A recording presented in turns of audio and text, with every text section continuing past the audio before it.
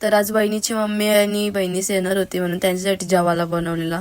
Non veg menu मध्ये होतं green chicken, सुरमई fry, मटणाचा रस्सा, भाकरी, भात आणि पुऱ्या पण बनवलेल्या. व्हेज मध्ये होता चना मसाला, भजी, मिरची आणि बटाट्याची होती.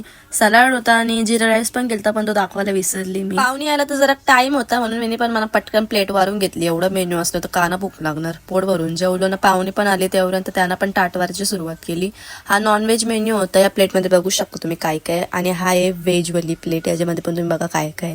नंतर आला चिंटू आणि त्याला दादा भाव भरव होता, तो खात नव्हता, कार होता नाही तोंडाने. ही जी बारकी पोर तिचं नाव आहे गारकी, बहिणीच्या बहिणीशी पोर येते आणि ती कुत्र्याने नुसती घाबरत होती. ऑरी जवळ जात होता तर ती नुसती मागं मागं पळत होती. नंतर सगळी पाहुणी गेली घरी आणि मग काकूने मला कॉल केला, बोलली की हेअरस्टाईल करायला. मी गेलो काकूची हेअरस्टाईल करायला. नाही गोलू चिनू पण माझ्या मागं मागं चालत्या.